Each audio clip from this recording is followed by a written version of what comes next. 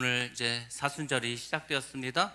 4월 셋째 주가 이제 부활주일이고 오늘부터 이제 사순절 시작하는데 여러분들 주의 은혜를 생각하시면서 그냥 우리는 주님의 은혜만 깨닫으면은 사실 모든 것이 끝납니다. 그냥 주님께서 죄로 죽을 수밖에 없는 나를 위해서 십자가 죽으시고 또 부활하셔서 나에게 영원한 생명을 주셨다. 이것만 여러분들이 분명하고 확실하게 깨달으시고 이해가 되시고 삶 속에서 적용이 되신다면 우리는 뭐 더 이상 이 세상에서 크게 두려워할 것도 부러워할 것도 그냥 이렇게 살아갈 수 있습니다. 오늘부터 이제 로마서 말씀을 드릴 건데, 로마서는 뭐 물론 모든 성경 말씀이 다 중요하죠, 소중하죠. 근데 예수를 믿는 우리에게는 너무나 중요한 말씀이 로마서 말씀입니다. 그래서 제가 좀 더 나중에 로마서 강해를 할까 하다가 이제 로마서를 좀 본격적으로 해야 될 때가 되지 않았나 이런 생각 들어서 로마서 강의 오늘부터 시작하도록 하겠습니다. 로마서는 너무 중요하기 때문에 정말 한 절 한 절 꼼꼼하게 우리가 읽고 또 그 말씀을 깨닫고, 그럼 여러분들이 로마서 끝났을 때는 기독교라는 게 뭐구나, 이것을 이제 알게 될 것입니다. 로마서에 대해서 필립 제이콥 스테너라는 사람이 이렇게 말했습니다. 성경 전체를 하나의 반지라고 한다면 로마서는 그 반지의 보석에 해당한다. 반지가 소중하지 않습니까? 근데 반지가 소중한데 그 반지 중앙에 있는 보석은 훨씬 더 소중합니다. 그것이 바로 로마서라는 거죠. 그 로마서 중에서도 8장은 가장 빛나는, 중심에서 빛나는 보석 중에 보석입니다. 그래서 오늘 로마서를 하면서 여러분들이 로마서가 무엇인가 다시 한번 깨달으시길 바랍니다. 로마서는 크게 세 가지가 있습니다. 죄론, 죄에 대해서 나오고요. 구원론, 구원 어떻게 받는가, 그리고 이제 우리가 기독교를 믿는 우리가 어떻게 기독교 윤리를 가지고 살아가야 되는가, 이 점에 대해서 아주 자세하게 말씀해 주고 있습니다. 로마서는 누가 썼을까? 사도 바울이 썼습니다. 사도 바울이 제3차 전도 여행 중에 하나님의 감동으로 이 고린도에서 이제 편지를 쓰게 됩니다. 특별히 고린도 중에서도 이 가이오라는 사람이 있습니다. 가이오가 이 고린도 교회 중심지였습니다. 고린도에 어떤 교회가 있는 게 아니고 이 초기에는요 전부 가정교회 형태였습니다. 그러니까 누구 집에 모여서 예배를 드리는 거예요. 지금 뭐 태국이나 동남아나 아프리카도 다 마찬가지죠. 이런 교회 건물이 없는 곳에서는 그 지역에, 그 마을에 예수를 잘 믿는 사람이 있습니다. 그 집에서 모여서 예배를 드려요. 우리 하늘성교회도 그렇지 않습니까? 장로님 집에서 예배를 시작하지 않았습니까? 그래서 이제 교회로 발전하는 거죠. 가이오 집에서 이제 머물면서 로마서를 쓰게 되었습니다. 자, 고린도에서 이제 기록했다는 우리가 알 수 있고, 자, 이 당시에 기독교 복음이 이제 전파됐는데 굳이 그러면 로마서를 왜 쓰게 되었을까? 기독교가 처음부터 어떻게 딱 잡혀 있는 게 아니었어. 예수를 믿는 사람들이 있는데, 예수를 믿는데 어떤 사람은 예수는 하나님인데 인간은 아니라는 거야. 또 어떤 사람은 예수는 인간이지 하나님이 아니라는 거예요. 그러니까 예수님에 대해서 분명하고 확실하게 규정되어지지 않았습니다. 그래서 로마서를 통해서 지금 이 잘못된 복음, 왜곡된 부분들에 대해서 분명하고 확실하게 사도 바울이 이제 정해줍니다. 그리고 이때 이미 많은 이단 사상이 들어왔고 이방의 문화도 기독교에 많이 들어와 있었습니다. 그래서 이 로마의 편지를 쓰면서, 특별히 로마는 어떤 곳입니까? 이 당시 최고의 도시가 로마지 않습니까? 많은 태폐 문화도 로마에 있었습니다. 그래서 이 로마서를 쓰면서 사도 바울이 여러 가지 이유를 가지고 로마에 있는 성도들에게 이제 이렇게 편지를 쓰게 됩니다. 자, 이 부분에 대해서 우리가 한번 말씀을 보도록 하겠습니다. 사도행전 19장 21절 말씀인데 같이 한번 보도록 하겠습니다. 시작. 이 일 있은 후에 바울이 마게도냐와 아가야를 거쳐 예루살렘에 가기로 작정하여 이르되 내가 거기 갔다가 후에 로마도 보아야 하리라 하고. 아멘. 우리가 잘 아는 것처럼 이제 사도 바울이 예루살렘을 가게 됩니다. 예루살렘에 왜 가냐면 그때 예루살렘에 큰 기근이 임했습니다. 그래서 사도 바울이 자기가 이렇게 개척한 교회들 있지 않습니까? 거기를 다니면서 구제헌금을 걷었어. 연보를 걷었습니다. 그것을 가지고 이제 로마로 가겠다는 거죠. 로마를 가기 위해서 이제 고린도에 머물면서 로마서를 쓰게 되었습니다. 이때가 AD 56년에서 57년 정도 된 것으로 우리가 알 수 있습니다. 그래서 로마서를 통해서 너희가 믿음 위에 굳게 서서 하나님의 종으로 살아가기를 원한다, 이런 마음을 가지고 로마서를 쓰게 되었습니다. 사도 바울은 신약 성경에 13개의 성경을 썼습니다. 거기에 히브리서를 만약에 덧붙인다면 14개가 정도 되겠죠. 히브리서는 아직 저자가 누군지 분명히 알 수가 없는데 그래도 사도 바울이 가장 유력합니다. 그래서 13개에서 14개 정도 썼습니다. 신약 성경 총 27권이죠. 근데 그 많은 신약 성경 중에서도 구원의 복음을 가장 논리적으로 밝힌 책이 바로 로마서입니다. 우리 예수를 믿는데 구원이 뭔지를 몰라. 뭐 어떻게 해야지 구원을 받는지, 그 구원이 어떻게 완성이 되는지, 구원받은 사람은 어떻게 살아야 되는지, 이것을 잘 모른다면은 우리는 도대체 무엇을 믿는 겁니까? 예수를 믿어서 가장 중요하게 얻을 게 구원인데 구원을 잘 몰라. 그럼 여러분들, 우리는 바로 예수를 믿는 것이 아닙니다. 그래서 구원에 대해서 아주 밝히 밝혀준 중요한 책이 바로 로마서고, 그래서 기독교 교리의 가장 핵심이 되는 책도 로마서라는 거 우리가 알 수가 있습니다.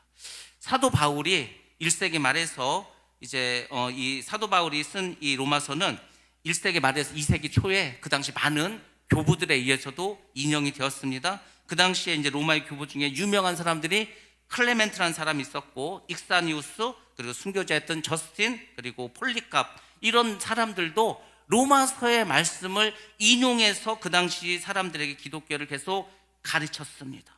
그러니까 어떤 누구도 이 로마서는 사도 바울이 쓴 게 아니다라고 부인할 사람이 없었습니다. 분명하고 확실하게 로마서는 사도 바울이 썼다, 그것을 많은 교부들이 증명해 줬습니다.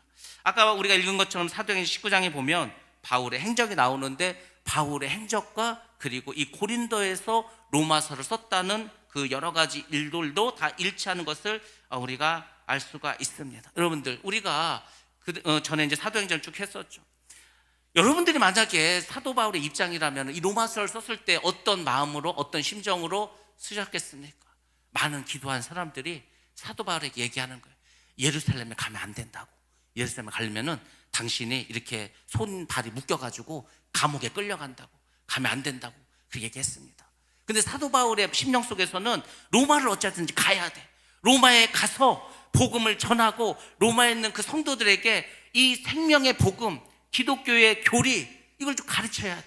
근데 예루살렘에 가서, 아니면 거기다 붙잡혀서 거기서 감옥에 가서 자기가 정말 로마에 갈 수 있을까? 아니면 죽임을 당할 수도 있지 않을까? 이런 생각도 아마 할 수도 있었을 겁니다. 왜? 로마에 가면, 또 예루살렘에 가면 어떤 일이 벌어질지 모르기 때문에. 그래서 사실 로마서는 사도 바울이 유언적인 그런 마음을 가지고 썼던 서신서라고도 볼 수 있습니다.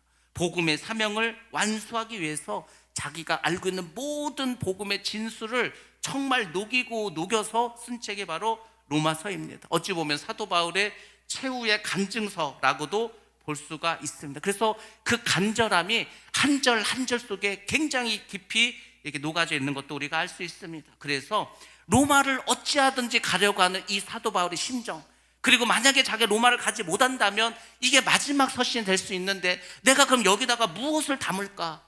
구원에 대해서, 예수 믿는 사람들이 어떻게 살아야 되는가, 이거에 대해서 사도 바울이 정말 자기가 아는 모든 지혜를 총동원해서 썼다는 것을 알 수가 있습니다.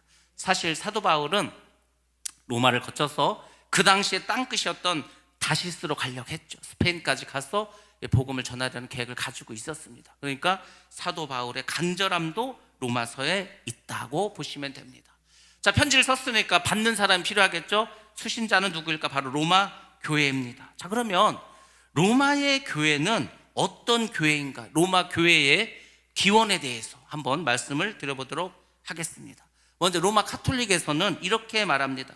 로마의 교회가 있는데 그 교회는 사도 베드로가 세웠다. 베드로가 25년 동안 로마 교회의 감독으로 있었다. 그래서 베드로는 초대 교황이다. 이렇게 설명한 것이 로마 카톨릭입니다. 그 당시 고린도에 디오니시우스라는 사람도 베드로와 바울이 로마의 3개 교회를 설립했다고 그렇게 말을 합니다. 또 이레네우스라는 사람도 그 두 영광스러운 사도인 베드로와 바울이 로마 교회를 세웠다, 이렇게 말합니다. 터툴리안 같은 교부도 베드로와 사울이 로마에서 순교를 당했다고 하면서 로마 카톨릭 성당 다니는 사람들은 이 로마 교회는 베드로가 세웠구나, 또 나중에 사도 바울이 와서 동역했구나, 이렇게 지금 이해를 하고 있습니다. 근데 오늘날 많은 신학자들이나 특별히 개신교에서는 그렇게 생각하지 않습니다. 물론 베드로는 로마에서 순교를 당합니다. 물론 이 사도 바울도 거기서 순교를 당하죠. 근데 교회를 세우고 25년 동안 베드로가 로마에서 사역을 했다, 그것은 그렇게 받아들이지도 않고 인정하지도 않습니다. 만약에 베드로가 로마에 가서 교회를 개척하고 거기서 25년 동안 목회를 해, 그러면요 바울은 로마를 방문했을 때 가장 먼저 베드로를 만났을 겁니다. 그럼 베드로를 만났다는 말이 전혀 나오지 않죠. 또 바울은 굳이 로마에 가려고 하지 않았을 겁니다. 왜냐하면 이미 베드로가 로마에서 교회를 개척해서 목회를 하고 있는데, 사도 바울의 선교관이나 목회관은 무엇입니까? 남의 터 위에는 교회를 세우지 않는다. 그러니까 아예 로마를 갈 생각도 안 했겠죠. 그래서 로마 교회는 이 로마 카톨릭에서 말하는 것처럼 그런 게 아니고 아마 이렇게 로마 교회가 생겼을 것이다. 우리가 잘 아는 것처럼 오순절 때 많은 사람들이 예루살렘에 왔습니다. 그때 120문도가 방언환수를 들었어. 그때 이제 예수 입은 이 사람들이 믿게 되었습니다. 주 예수 그리스도를 믿게 되었어. 그 믿음을 가지고 어떻게 했습니까? 로마로 돌아왔어. 야, 우리가 로마에 와서도 예수를 믿자. 그래서 그 믿는 사람들이 이제 가정교회를 세워서 로마의 교회가 세워지지 않았을까. 또 세 번째로는 이렇게 우리가 생각할 수 있습니다. 아시아와 유럽 여러 지역에서 사도 바울이 어떻게 합니까? 복음을 전하죠. 또 예수님의 다른 제자들도 복음을 전했습니다. 그래서 로마 이외에 다른 많은 도시에서 예수를 믿는 사람들이 생겨났어. 근데 이 사람들이 사업을 하기 위해서, 장사를 하기 위해서, 먹고 살기 위해서 로마로 들어왔어. 들어와 보니까 예수를 믿는 사람도 있는 거야. 야, 그럼 우리 같이 모여서 예배를 드리자. 그래서 로마에 교회가 생기지 않았을까. 그러니까 두 번째 설과 세 번째 설이 훨씬 더 유력하다는 것을 우리가 알 수가 있습니다. 자, 아무튼 로마서는 우리가 배경도 좀 잘 아셔야 됩니다. 자, 로마서의 주제는 그럼 무엇일까? 가장 중요한 주제는 구원입니다. 여러분들, 우리 예수를 믿으면서 구원을 못 받았어. 나는 교회를 50년 다니고 나 집 팔아서 하나님께 바치고 다 했어. 근데 구원을 못 받았어. 그럼 무슨 의미가 있습니까? 예수를 믿는 가장 큰 이유는요, 구원입니다. 이거는 분명하고 확실하게 여러분들 짚고 넘어가야 돼요. 아니, 구원을 못 받았는데 그 교회를 왜 다니십니까? 구원이 가장 중요하죠. 그래서 1장부터 11장까지는 이 구원의 교리에 대해서 말씀을 해주고 있습니다. 그러면서 하나님께서 주시는 구원의 이치에 대해서 계속해서 증거를 해주는 거예요. 하나님께서 우리를 이렇게 해서 구원해 주셨다고. 그러니까 여러분들 이거를 확실히 아셔야 됩니다. 그래 내가 지금 구원받은 사람인지 아닌지 알 거 아닙니까? 그래서 1장부터 11장까지 해주는, 조금 더 우리가 세분해서 보면은 1장과 2장에서는 구원의 필요성에 대해서 말해주고 있습니다. 여러분들 왜 구원받아야 됩니까? 여러분들 혹시 생각하셨습니까? 여러분은 왜 구원을 받아야 된다고 생각합니까? 뭐 때문에? 가장 솔직하고 가장 중요한 이유를 한번 대보시기 바랍니다. 왜 구원을 받아야 됩니까? 예? 성령 받으려고? 하나님께 영광 돌리기 위해서? 아니, 솔직하게 말하라니까. 천국은 둘째치고 지옥에 가지 않게 해서죠. 구원을 못 받으면 지옥 갑니다. 이거는 분명하고 확실하게 하나님이 정해놓으셨어. 그러니까 구원받지 못하면은요, 그냥 불못으로 가는 거야. 그러니까 우리가 구원을 받아야 되는 가장 큰 이유는 지옥에 가지 않기 위해서. 지옥에 안 가면 어디 갑니까? 천국 가는 거죠.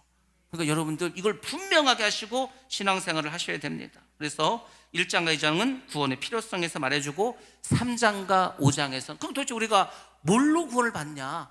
뭘로? 의롭다함을 받아야 돼. 의롭다. 하나님께서 죄 있는 우리를 보시고 너희들은 의롭다. 너희들은 의인이다. 왜? 예수를 믿으니까. 칭의에 대해서 나옵니다. 우리는요, 의롭다함을 받지 못하면 천국에 들어갈 수 없습니다. 구원을 받을 수 없습니다. 죄인은 우리가 어떻게 의로워질 수 있습니까? 우리의 힘은 안 되죠. 그래서 예수 그리스도가 필요한 겁니다.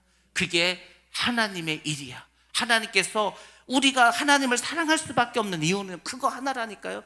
하나님께서 구원받을 수 없는, 지옥 갈 수밖에 없는 우리를 의롭게 해주셔서 천국 백성이 되게 해주셨다는 겁니다.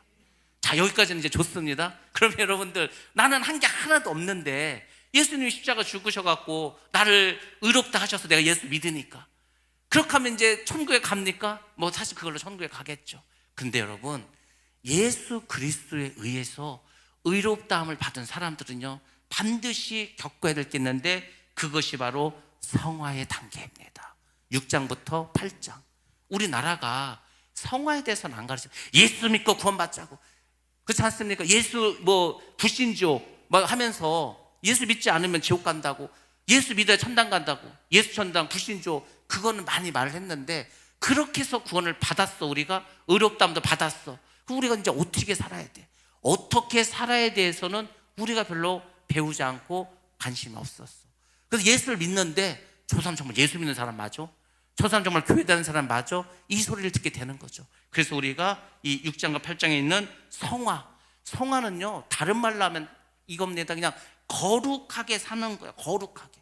우리가 하나님 백성이고 구원을 받았으니까 거룩하게 살아야 되지 않겠습니까? 그거에 대해서 말해주는 게 6장과 8장의 이야기입니다. 그 다음에 9장에서 11장은 구원받은 자들에 대한 하나님의 선택과 예정에 대해서 증거해주고 있습니다. 너희가 구원을 받았는데 누구는 구원을 받고 누구는 받지 않고 뭐냐 이거죠. 누구는 뭐 잘나서, 누구는 하나님께 잘 보여서 그래서 구원을 받고, 누구는 하나님께서 잘 안 봐서 뭐 구원을 받았나? 여러분들, 구원에 관해서 우리가 반드시 여러분 또 아셔야 될 것은 뭐냐면 하나님의 선택과 예정이 있었다는 겁니다. 또 창세 전부터 미리 아시고. 그러니까요 우리가 이렇게 예수 믿는 거는요 기적 중에 기적이야. 아니 이거보다 더 큰 기적이 어디 있습니까? 여러분들 하나님을 보셨습니까? 여러분 지금 하나님을 보고서 믿는 겁니까? 여러분 천국 가보셨습니까? 천국 구경해 보셨습니까? 그럼 하나님도 안 보고 천국도 안 가봤는데 어떻게 여러분 예수를 믿습니까? 어떻게 여러분의 인생을 그분께 다 맡길 수가 있습니까? 여러분의 시간과 정성과 물질과 삶을 어떻게 주님을 위해서 드릴 수가 있습니까? 기적이죠. 우리는 하나님께서 예수를 믿게끔 우리가 믿은 게 아니고 하나님께서 우리로 하여금 예수 믿도록 예정해 주셨다는 거죠. 왜? 선택해 주셨기 때문에 이 교리가 이제 쭉 나오게 됩니다. 그러니까 이것만 생각해 너무 감사하지 않습니까? 내가 택정함을 받았어. 여러분들 우리가 이제 왕자에게 시집을 가려면은 많은 그 이제 처녀들이 가지 않습니까? 뭐를 받아야 돼? 간택 하잖아요. 택함을 받아야 되는 거예요. 우리는요 예수님의 신부로 택함을 받은 거예요. 우리가 잘한 게 있어요? 여러분 뭐 잘한 거 있습니까? 없어. 나는 뭐 태어날 때 예수님 뭐 믿는 것도 몰랐어. 근데 어떻게 하다 보니까 예수를 믿고 내가 지금 여기까지 온 거야. 여러분들 이 은혜만 잘 생각하셔도요 너무 감사합니다. 너무 기쁩니다. 내가 좀 병이 있어도 상관없다니까. 내가 좀 돈이 없어도 상관없어. 다 돈 없어. 다 돈 없어. 다 건강하지 않아. 그러니까 그런 건 중요한 게 아니야. 하나님께 택함을 받고 내가 예수를 믿는 지금 이 사실이 너무 소중하고 너무 감사하지 않습니까? 이게 은혜라는 겁니다. 자, 그 다음에 12장부터 16장까지는 이제 윤리적인 내용인데 구원받은 사람들의 삶에 대한 교훈에 대해서 말해주고 있습니다. 그러면 이제 구원을 받았어. 택함을 받았어. 그럼 우리는 어떻게 살아가는가? 거룩하게 살고 정직하게 살고 선하게 살고 진실하게 살으라는 겁니다. 그렇죠. 사람들이 이제 우리 예수 믿어서 어차피 구원을 받았어. 그러니까 이제 어떻게 살아도 상관없어. 왜? 이미 구원을 받았기 때문에 이 한 번 받은 구원은 사라지지 않아. 그러니까 뭐 마음대로 살아도 돼. 이게 구원파지 않습니까? 한 번 받은 구원은 영원히 없어지지 않는다. 성도의 견인, 성도는 끝까지 끌고 간다. 이렇게 생각을 하는 거죠. 그렇게 막 살으면 됩니까? 근데 그 막 살아도 되면은요 우리 그냥 주일 예배만 드리고요 마음대로 살아도 됩니다. 그렇게 돼도 된다면. 근데 그게 아니죠. 예수를 믿는 사람들은 그에 합당한 삶을 반드시 살으라는 겁니다. 그래서 우리가 이제 이 점에 대해서도 많이 좀 생각을 하셔야 됩니다. 많은 사람들이 이 로마서의 말씀 통해서 변화받았습니다. 성 어거스틴도 그랬고 마틴 루터도 마찬가지입니다. 그래서 그들이 로마서 말씀에 의해서 종교개혁도 일으켰고 그 결과 르네상스도 나타나게 되었습니다. 그리고 기독교가 형성되었습니다. 그전에는 뭐였냐? 그전에는 로마 카톨릭이었죠. 로마 카톨릭에서 이제 기독교라고 하는 새로운 종교가 나온 거죠. 사실은 로마 카톨릭하고요 기독교는 어찌 보면 전혀 다른 종교입니다. 원래 초대교회 초대 교회에 기독교가 있었어. 초대 교회. 근데 그게 전부 다 로마 카톨릭 속에 이제 들어가 버리고 말았어. 그러다 종교개혁 이후에 다시 그 초대 교회의 그런 여러 가지 주님을 향한 진실한 그 마음을 끄집어내 가지고 드디어 종교개혁에 의해서 개신교가 나온 거죠. 개신교. 그래서 이제 우리는 교회를 다니지 않습니까? 교회와 천주교는 전혀 다르다 이렇게 보시면 됩니다. 그래서 이제 기독교가 형성됐고 세계 역사가 변하게 되었습니다. 그러니까 로마서는 아주 중요한 개인들도 변화시켰고 결국은 세상을 변화시킨 게 로마서입니다. 도대체 무슨 책이길래 세상을 변화시켰을까? 엄청난 책이라는 것을 여러분들 기억하시면서 1절부터 한번 보도록 하겠습니다. 이 1절에서는 사도 바울이 자신을 소개하는데 크게 세 가지로 자신을 소개합니다. 하나님과의 관계 속에서 자신을 소개하고 있습니다. 여러분들은 누가 어떤 사람을 만났어. 여러분을 소개하겠죠. 여러분 뭐라고 소개하겠습니까? 여러분 자신을 누구에게 이제 처음 만났어. 여러분을 뭐라고 소개합니까? 처음 만난 사람에게 뭐라고 소개합니까? 상리에 사는 뭐 누구 없납니까? 이렇게 소개합니까? 저는 오늘도 제가 이제 어떤 분들을 처음 만나는 분들인데 여러분들을 만났습니다. 저는 이 사람들 만나면 저를 이렇게 소개합니다. 하늘성교회 담임 목사 이재호입니다. 이렇게 소개합니다. 그러니까 이제 저는 기본적으로 목사이기 때문에 당연히 하나님과의 관계 속에서 저를 소개하는 거죠. 사도 바울도 마찬가지입니다. 하나님과의 관계 속에서 자신을 소개해. 그럼 여러분은 새로운 사람을 만났을 때 여러분을 어떻게 소개해야 됩니까? 그런 관점에서 온다면 그렇지. 하늘성교회 권사 이정혜라고 합니다. 이렇게 하셔야 되는데 그렇게 소개하시나요? 안 하시니까 그냥 지훈이 엄마입니다 이렇게 할 거 아니야? 그렇게 되는. 그러니까 사도 바울은 자신을 분명하게 하나님과의 관계 속에서 이야기를 합니다. 그렇습니다. 우리는 하나님과 나와의 관계 속에서, 아니면 하나님의 자녀, 얼마나 좋습니까? 예수 그리스도의 신부인 누구입니다. 이렇게 여러분을 소개하면은 얼마나 멋지겠습니까? 남들이 욕은 하겠지만, 그렇지만 여러분들 그런 것도 좀 생각해 보시기 바랍니다. 내가 어디 가서 나를 소개할 때 뭐로 소개? 누구의 엄마다, 뭐 어디에 사는 누구다, 어느 직장 다니는 누구다, 이렇게 소개할 수 있지만 예수 믿지 않습니까? 그러니까 하나님을, 아니면 그냥 예수를 믿는, 하나님을 믿는 하늘성교회 성도인, 집사인, 권사인, 장로인 누구누구입니다 이렇게 소개하면은 얼마나 아름다울까. 사도 바울은 자신을 하나님과의 관계 속에서 말하면서 첫 번째로 뭐라고 자신을 소개하냐면 자신을 예수 그리스도의 종이라고 그렇게 소개합니다. 종. 자기는 뭐라고 했습니까? 예수 그리스도의 종 바울은 예수 그리스도의 종입니다. 자, 종은 무엇입니까? 우리가 아는 것처럼 노예죠. 노예는, 이 당시의 노예는 뭐냐면 동물하고 똑같습니다. 사고 팔 수 있는 존재입니다. 그래서 어떤 그 고고학자가, 역사학자가 이 당시의 이 종에 대해서 이렇게 표현했습니다. 이 당시의 종은 그냥 집에 있는 가구와 같은 존재라고. 이 당시에는 세 종류의 가구가 있었다는 겁니다. 첫 번째 가구는 말을 하지 못하는 가구야. 책상, 걸상, 낫, 호미, 삽, 이런 거 말 못하지 않습니까? 말 못하는 가구가 있어. 두 번째로는 뭐가 있냐? 반벙어리인 그런 가구가 있어. 개나 고양이, 소, 양. 뭐 소리는 내지만 말을 못하죠. 그러니까 반벙어리라고 하는 거예요. 그 다음에 말하는 가구가 있으니 그것이 바로 노예, 종이라는 겁니다. 사람으로 보질 않는다니까요. 기본적으로 우리가 뭐 고양이나 개를 사람으로 안 보죠. 그러니까 고양이나 개나 노예나 종은 같은 종류야. 같은 종류. 말만 할 수 있다는 겁니다. 그것이 종이라는 겁니다. 그래서 사도 바울은 오직 예수님에게 절대 복종하는 종이라는 거예요. 여러분들, 절대 복종하는 게 그게 감사하고 기뻐할 일입니까? 아니면 슬프고 괴로운 일입니까? 여러분 어떻게 생각하십니까? 물론 많은 사람들은 종이라는 거 별로 좋아하지 않죠. 근데 여러분, 종도요, 누구의 종이냐는 것은 굉장히 중요합니다. 누구의 종이냐? 사탄의 종이다, 끝장난 거죠. 사람의 종이다, 그것도 끝장난 겁니다. 예수 그리스도의 종, 이것은요 아주 은혜스러운 말입니다. 이것은 우리가 너무나 감사할 일이지 않습니까? 제가 학교 다닐 때도 굉장히 좋아했던 시 중에 복종이라고 하는 시가 있습니다. 혹시 누가 쓴지 아십니까? 복종이라는 시를 한용운이라고 하는 시인이 썼습니다. 님의 침을 썼던 한용운. 이런 구절로 시작합니다. 남들은 자유를 사랑한다지만은 나는 복종을 좋아하야요. 복종을 좋아한대. 다 사람들은 자유를 좋아하는데, 자유를 모르는 것은 아니지만 당신에게는 복종만 하고 싶어요. 신기하지 않습니까? 다른 누구에게는 복종하기 싫은데 당신에게만은 복종하고 싶다는 거예요. 복종하고 싶은데 복종하는 것은 아름다움, 자유보다 달금합니다. 그것이 나의 행복입니다. 바로 이 부분이 사도 바울의 심정이라는 거예요. 내가 지금 주님께 너무 복종하고 싶어. 그래서 내가 그분께 막 복종을 해. 그 복종은 아름다운 자유보다도 훨씬 더 달콤하다는 겁니다. 그것이 나의 행복이라고 하는 겁니다.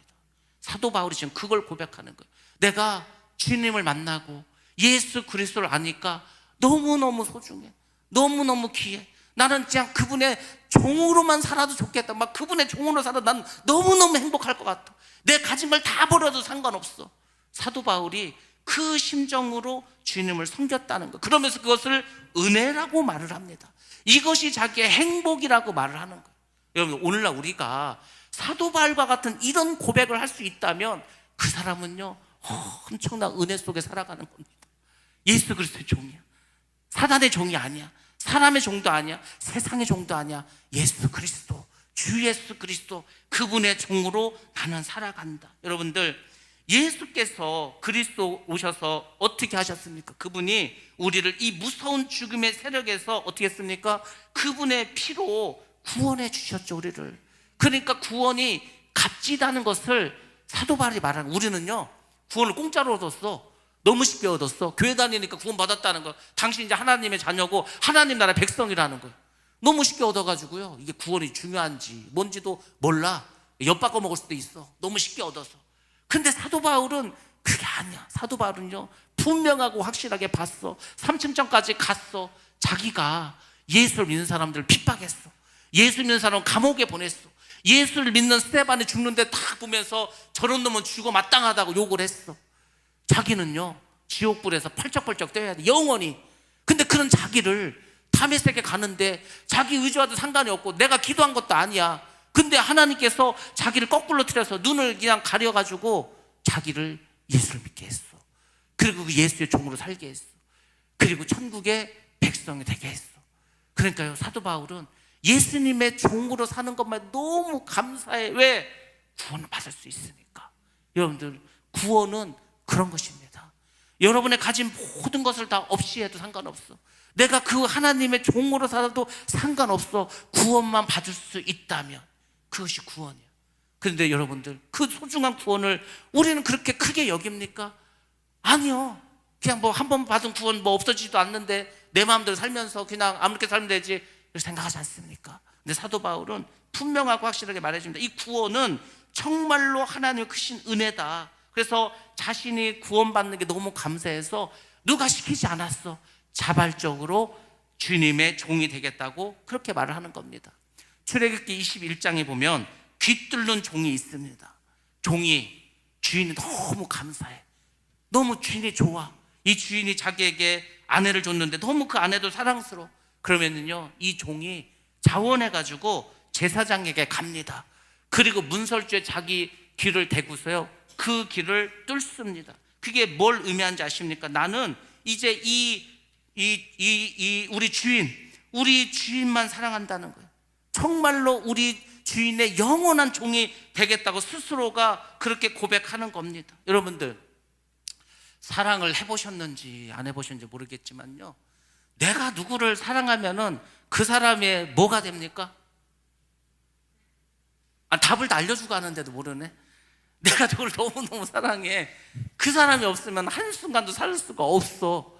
그러면 그 사람의 뭐가 됩니까? 예? 뭐가 돼? 종이 되는 거, 종. 아유, 안 해봤구나. 모르네. 감이 안 와, 감이. 너무 사랑하는 사람 있으면은요, 그 사람을 먹고 싶다. 내 다 팔아서 사줍니다. 그 사람이 아프다. 잠을 못 자. 뭐 어떻게 해야지, 뭐 입원을 시켜줘야 되나, 약을 사다 줘야 되나, 막 그렇지 않습니까? 사랑은요 그런 거야. 사랑하게 되면은 종이 돼. 여러분들, 자식을 사랑하지 않습니까? 그러니까 자식이 아프면은 난리 나는 거야. 자식 생각만 해도 눈물이 나는 거야. 왜 그런지 아십니까? 여러분은 여러분의 자식의 종이야, 종. 사랑하니까. 그럼 자식들은 여러분을 그렇게 생각합니까? 별로 그렇게 생각 안 해. 자기들은 주인이야, 주인. 자식들은 주인이고 부모는 다 종이야. 그렇지 않습니까? 왜? 사랑하니까. 그게 사랑이라는 겁니다. 이 사랑은요, 어떻게 참 표현할 수가 없어요. 너무 사랑하면 내가 당신의 종이 되겠습니까? 되겠습니다. 남자가 여자한테 프로포즈 할 때 어떻게 해? 다 보셨죠? 뭐 어떻게 무릎을 꿇어. 일단 꿇어야 돼. 무릎을 꿇은 다음에 뭘 줘? 반지를 딱 주지 않습니까? 그러면서 이제 자기의 생명도 바치고 당신은 종으로 살겠다는 거야. 그냥 시키는 거 다 하겠다는 거야. 사랑이지 않습니까? 지금 사도 바울은 예수님 안에서 그걸 고백하는 거예요. 나는요, 내 목숨도 하나도 아깝지 않습니다.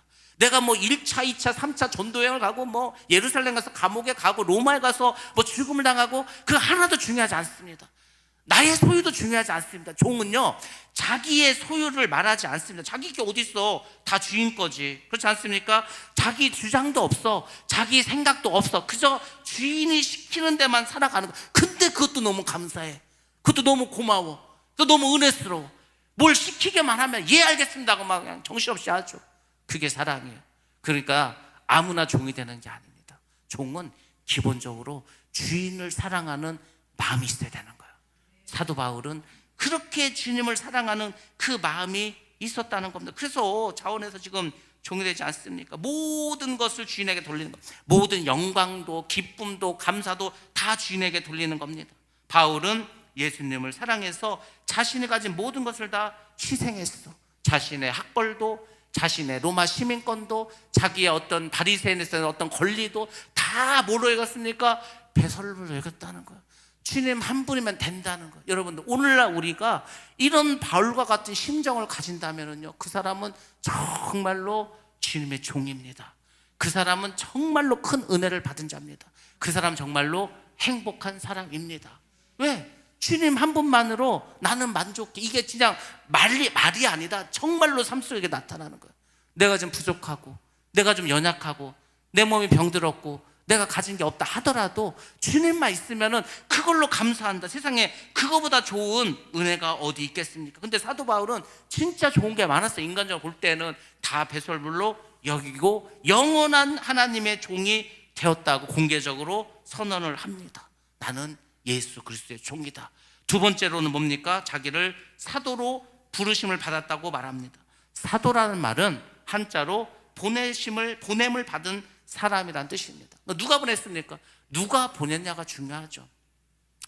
왕이 보내면은요, 대사가 되는 겁니다. 대통령이 보내도 대사가 되는 거. 대신 가서 왕 대신 가고 대통령 대신 간 게 대사지 않습니까? 외교관들 당연히 그 왕과 대통령의 권한을 가지고 가는 거예요. 우리는요, 하나님께서 보내신 하나님의 전권 대사라는 겁니다. 사도 바울이 그 얘기를 하는 거예요. 나는 하나님께서 보내주신 자다. 그래서 이 사도라는 것은 굉장히 성경에 중요한데, 그러면은 성경에서 말하는 첫 번째 사도는 누구였을까? 자, 한번 보겠습니다. 히브리서 3장 1절 말씀 봅니다. 자, 시작. 그러므로 함께 하늘의 부르심을 받은 거룩한 형제들아, 우리가 믿는 도리의 사도이시며 대제사장이신 예수를 깊이 생각하라. 아멘. 여기 보니까 뭐라고 나왔습니까? 우리가 믿는 도리의 뭐이시며 사도이시며, 그 사도가 누구라는 거예요? 대제사장이신 예수, 그분을 깊이 생각하라는 겁니다. 히브리서도 딱 보면은 딱 그냥 사도 바울의 문체이지 않습니까? 확실한 증거가 없어서 사도 바울이 썼다고 대놓고 말하지 못하지만 대부분은 사도 바울이 썼다고 생각하는 거죠. 예수님께서 바로 하나님께서 보내주신 사도였습니다. 그것도 큰 사도였습니다. 요한복음에 보면은 예수님께서 바리새인들, 뭐 서기관들, 대제사장들 다 만나면 자기를 뭐라고 소개합니까? 하나님께서 보낸 자. 하나님께서 보냈다 이거야. 나 하나님께서 보냈다. 메시아라는 얘기지 않습니까? 메시아.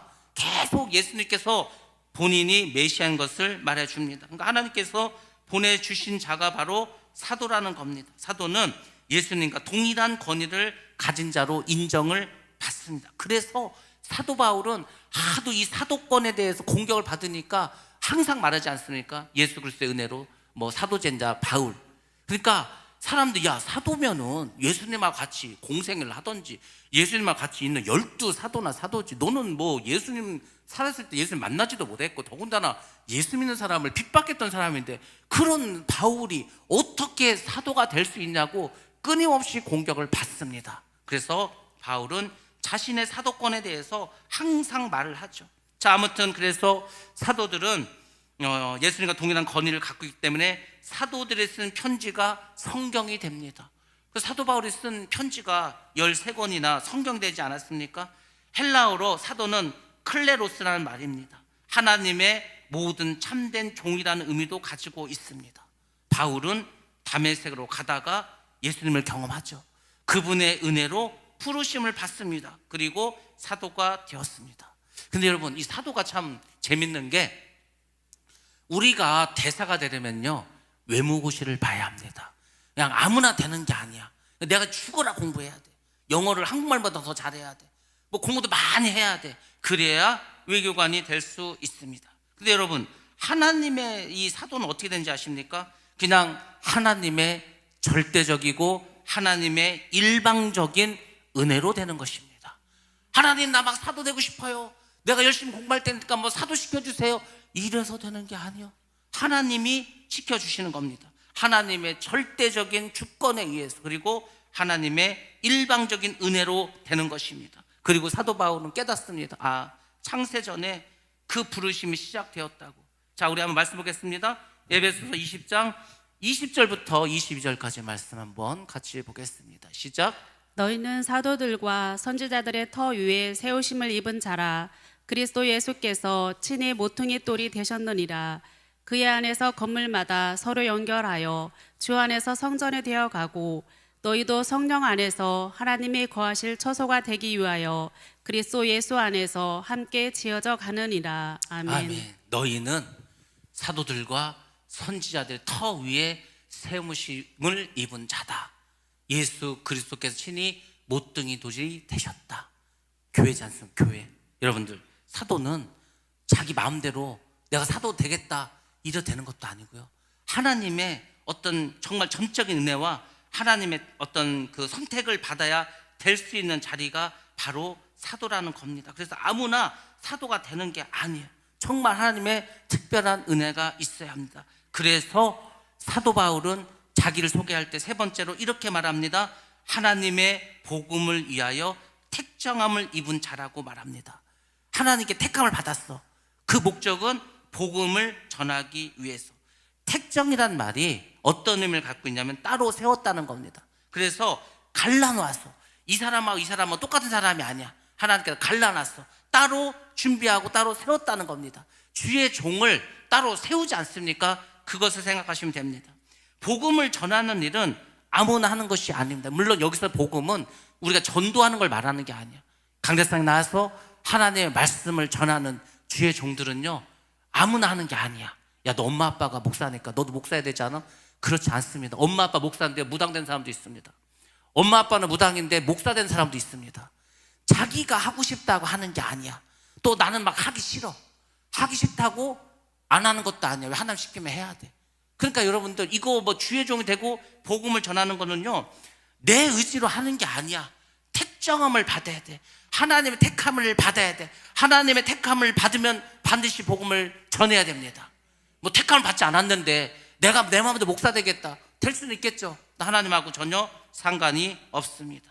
하나님께서 특별히 선발된 사람들만이 할 수 있는 일이라는 겁니다. 하나님은 많은 사람들 가운데 바울을 복음 전하는 자로 뽑았습니다. 하나님은 바울을 여러 사람들 가운데서 뽑으셔서 복음을 전하도록 하셨습니다. 복음을 전하는 그 일을 사도 바울에게 맡겨주셨다는 겁니다. 특별히 하나님은 이방인의 사도로 따로 구별해 두셨다는 겁니다. 그 창세전부터 사도 바울을 그렇게 구별해 주셨습니다. 하나님은 베드로를 유대인들의 사도로 임명하셨습니다. 마찬가지로 사도 바울을 이방인의 사도로 준비하셨습니다. 왜? 사도 바울은요 헬라어에 능통합니다. 뭐 이방인에게 복음을 전하려면 말이 통해야 될 거 아니에요? 베드로는요 헬라어를 몰라. 특히 영어를 몰라. 영어를 모르는데 미국 가서 어디 외국 가서 복음을 전할 수 있습니까? 근데 바울은 학식이 깊어. 헬라어를 잘 알아. 그러니까 전 세계 어디 가도 복음을 전할 수 있죠. 왜? 그 당시에 국제 통용어가 헬라어였으니까. 그리고 사도 바울은 유대니즘에 빠져 있는 사람도 아닙니다. 뭐 유대인이 최고다, 뭐 이런 것도 아니야. 그래서 어찌 보면은 이방인의 사도로 가장 안성맞춤인 사람이 사도 바울이었습니다. 자, 그가 전하는 것이 무엇이라 했습니까? 하나님의 복음. 여러분들, 하나님의 복음이 뭡니까? 하나님의 복음이란 말은 하나님이 복음을 시작했다라는 의미를 일단 하나 가지고 있습니다. 복음의 시작은 하나님이야. 하나님께서 이 복음을 온 세상에 전해야 되겠다. 시작을 하나님이 하셨다는 겁니다. 두 번째로는 하나님 그 자신이 복음이라는 겁니다. 복음은 다른 아닌 하나님 그분이 복음이야. 그 복음 되시는 하나님이신 예수님이 이 땅에 오셨다는 거죠.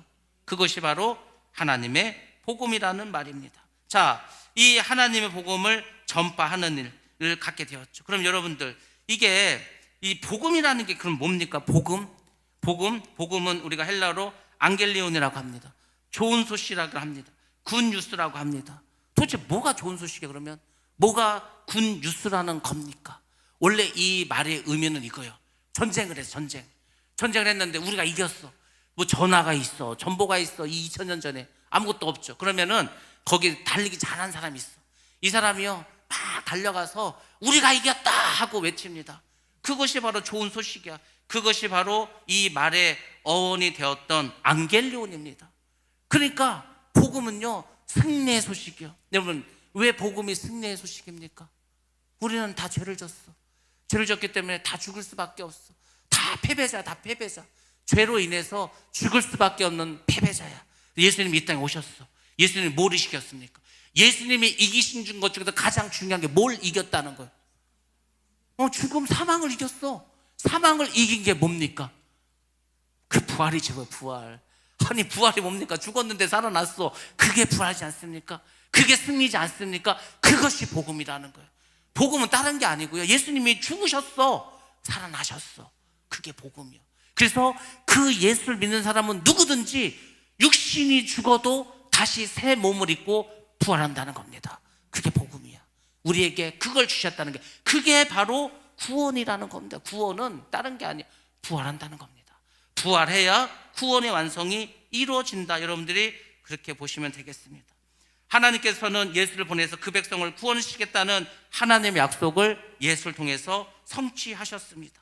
그 최고의 소식이지 않습니까? 죽음을 이겼으니까. 그러면 하나님께서는 어떤 방법으로 그 약속을 성취해 주셨습니까? 다 우리가 잘 알고 있어. 예수 그리스도를 사람 형상으로 이 땅에 보내주십니다. 하나님 나라의 복음을 전파하게 하십니다. 그리고 그분이 십자가에서 피 흘려 죽으셔서 우리 대신해서 죽으십니다. 죄속되물이 됐다고 하지 않았습니까? 하나님의 어린 양이 돼서 그분이 피를 흘리고 죽었어. 하나님께 제사를 드렸다는 거 아닙니까? 그게 끝이 아니요. 예수님께서 부활하셨습니다. 그 방법을 통해서 그 부활한 예수를 믿는 사람을 의롭다 하겠다는 겁니다. 그 의롭다함을 받은 사람이 구원을 받는 거라고. 그게 기독교입니다. 그를 분명하고 확실하게 로마서에서는 말해주고 있습니다. 자, 그리고 또 자신을 뭐라고 했습니까? 택정함을 받은 자라고 했다고 했죠. 택정함을 받은 사람은 어떻게 살아야 되는지 아십니까? 여러분 한 사람 한 사람이 다 택정함을 받았습니다. 하나님께 택함을 받았으니까 예수를 믿는 거 아니지 않습니까? 택정함을 받은 사람은 첫 번째로 교만할 수 없습니다. 왜? 내가 잘해서 구원받은 게 아니라니까요. 우리는 내가 구원받는 데 있어서 한 게 아무것도 없어. 단지 구원을 받았기 때문에 거룩하게 살고 또 말씀대로 사는 것 뿐이죠. 우리가 거룩하게 살고 착하게 살아서 구원받는 것은 아니고, 구원을 받았기 때문에 우리는 착하게 살고 의롭게 살아야 된다는 것입니다. 그게 거룩하게 사는 거예요. 그럼 교만하면 안 되겠죠. 내가 뭘 잘해서 한 게 하나도 없으니까. 두 번째로는 하나님의 대리자임으로 오직 하나님의 뜻대로 움직여야 된다는 겁니다. 하나님의 가라면 가고 오라면 오고 쓰라면 쓰고. 그래서 그 광야에서 훈련시킨 게 뭡니까? 불기둥하고 구름기둥 다 띄워놓고서 그냥 서 있으면 쓰는 거야. 구름기둥 이동하면 따라가는 거, 짐 싸가지고. 하나님이 그렇게 훈련시켰습니다. 가라면 가고 머물라면 머물고. 여러분들, 지금 우리가 그거 연습하는, 이 세상이 광야지 않습니까? 우리가 신앙생활은 이 자체가 지금 광야생활 하는 거예요. 여러분들이. 그러니까 여러분들이 하나님이 가라면 가는 거고 서라면 서는 거고, 그겁니다. 그거 연습하는 거예요. 그래야 가나안 땅에 들어간다고. 내가 아무리 승질이 급해가지고 그 광야를 뛰쳐나가면은요, 낮에 구름 기둥을 벗어나면 타 죽습니다. 밤에 불 기둥을 벗어나면 얼어 죽습니다. 그러니까 그 안에 있으라는, 그 안에, 그게 예수 안에 있으라는 거지 않습니까? 그 사람이 가나안에 들어갑니다. 세 번째로, 오직 보내신 자의 뜻을 성취하려고 노력해야 됩니다. 우리를 보낸 분이 하나님이라면 그분의 뜻을 성취해야 될 거 아닙니까? 성취. 그래, 일하라는 거예요. 일을 해서 하나님의 뜻을 이루라는 거예요. 하나님의 뜻을 이룰. 그렇지 않습니까? 저는요, 하나님의 일을 하긴 했는데요, 하나도 얻은 것은 없습니다. 열매도 없습니다. 이게 아니라 하나님께 나에게 뭘 하라고 일을 주셨어. 최선을 다해서 열심히 목숨을 다해서 뜻을 다해서 정성을 다해서 그걸 다 이뤄. 나의 영광도 아니야. 난 종이니까, 무익한 종이니까 주인에게 갖다 드려. 그거야, 그거. 그런 마음으로 우리가 예수를 믿어야 된다는 겁니다. 이건 내가 잘해서 잔 거, 이거는 나의 어떤 그 공로로 된 거라, 그런 게 하나도 없어. 우리는 그냥 모든 것은 다 하나님이 하시고 하나님께만 영광을 돌려야 합니다. 그 다음에 택정을 받은 사람, 네 번째로, 두려워할 것도 없고 염려할 것도 없습니다. 그러니까 두려워하고 염려하는 것은 택정함을 받지 않은 사람의 모습이라는 거예요. 근데 우리가 택정함을 받았다고 두려워하고 염려한다, 그거 잘못된 거죠. 죄 짓는 거죠. 아니, 하나님 택해 주셨는데, 하나님께서 하늘나라 백성을 삼아줬는데 뭐가 그렇게 두렵고 뭐가 그렇게 염려를 하십니까? 보내신 자의 권능을 믿는 거예요. 우리는 하나님께서 나를 보내주셨어. 그분은 권능이 많으셔. 전능하신 하나님, 전능하신 하나님이라서 그분을 의뢰하는 거예요. 믿고 따르는 거예요. 그건 두려워할 게 없다는 거죠. 예수 믿는 사람은요, 죽음 앞에서도 두려워해서는 안 됩니다. 여러분들이 좀 담대함을 가지셔야 돼. 좀 오기도 가지고, 야, 내가 하나님의 자녀인데 뭐가 두려워? 뭐 내가 뭘 못해? 하나님 함께 하시는데 뭐가 두려워? 이런 마음을 좀 가지셔야 되는데, 예수 믿는 사람들이요, 그러질 못해. 막 그냥 숨고 도망가고 막 우쭐우쭐하고 그러면 안 됩니다. 예수 믿는 사람은 당당하게 사셔야 합니다. 네 번째로는 뭡니까? 조신하여 그가 대대한 하나님의 거룩한 이름이 더럽히지 않도록 의롭게 살아야 되는 거예요. 의롭게. 왜 예수 믿는 사람이 조신하지 못합니까? 자기의 몸을 조심하게 살아서 의롭게 살아야 돼. 뭐 그냥 아무렇게나 까불고 아무렇게나 막 나가고 이래서는 안 된다는 겁니다. 그것이 택정함을 받은 사람입니다. 자, 2절 말씀 한번 보겠습니다. 2절 말씀. 자, 시작. 이 복음은 하나님의 선지자들을 통하여 그의 아들에 관하여 성경에 미리 약속하신 것이라. 아멘. 아멘. 예. 1절에서 이제 복음이란 말이 나오니까 사도 바울이 자기 소개를 하다 말고 바로 예수님을 소개합니다. 그러니까 막 사도 바울의 이 마음속에는 복음의 열정으로 가득 차 있어. 오직 예수. 야, 이거 내가 지금 예수를 어떻게 전하지? 어떤 방법으로 예수를 전해 사람들에게 내가 잘 전할 수 있을까? 내가 어떻게 해야지 사람들이 예수를 믿을 수 있을까? 온통 생각이 다 거기에 가 있는 거예요. 지금 여러분들이 다 그 생각을 가지고 살아야 된다는 겁니다. 야, 내가 어떻게 복음을 전해야 될까? 어떻게 해야지 이 사람이 예수를 믿게 할 수 있을까? 어떻게 이 사람이 지옥 갈 사람인데 지금 어떻게 이게 지금 천국에 갈 수 있게? 이거를요, 막 그냥 사업에만 골머리에 아파하지 말고 내가 성공하는 데만 골머리를 썩지 마시고요, 이 하나님의 일에 맡겨진 일에, 복음을 전파하는 일에 여러분들이 더 생각을 많이 하셔야 되는 거예요. 사도 바울은 어찌하든 예수를 전할까? 복음은 아까 말한 것처럼 뭐라 하겠습니까? 전쟁에서 승리할 때 전하는 소식이 복음이라고 하지 않았습니까? 그 승리의 소식, 마귀에게서 죽음에게서 승리한 그 소식을 내가 어떻게 해서 잘 전할 수 있을까? 이것을 생각하라는 겁니다. 사도 바울이 전한 복음은 어떤 한 민족에 국한되는 복음이 아니었습니다. 모든 인류를 향한 가장 큰 기쁨의 좋은 소식이었습니다. 그게 뭡니까? 인간은 죄로 인해 사단의 지배를 받을 수밖에 없었는데, 두려움과 불안과 슬픔에 시달릴 수밖에 없었는데, 그 죄로 인해서 죽을 수밖에 없었는데, 더군다나 죽음 위에는 심판밖에 없었는데, 그 영원한 불 속에서, 유황 속에서 힘들게 살아갈 수밖에 없었는데, 인간의 힘으로는 도저히 이 죄 문제, 죽의 문제를 해결하지 못하고 벗어날 수가 없었는데, 하나님께서 이런 인간의 실존을 아시고 인간이 범죄한 이후부터 메시아를 보내야 되겠다고 약속을 하셔서 그 메시아를 통해서 우리를 죄에서 구원하시고 영원한 하나님의 나라로 인도하셨다. 이 복음을 전해야 될 거 아닙니까? 어찌하든지 여러분들도 확실히 믿고 여러분들 예수님께서 이 땅에 오시는 거는요, 인간이 범죄한 다음에 바로 하나님께서 마음을 먹었습니다. 자, 말씀을 보겠습니다. 창세기 3장 15절 말씀 봅니다. 내가 너로 여자와 원수가 되게 하고 내 후손도 여자의 후손과 원수가 되게 하리니 여자의 후손은 내 머리를 상하게 할 것이요 너는 그의 발꿈치를 상하게 할 것이니라 하시고. 아멘. 아멘. 이게 뭡니까?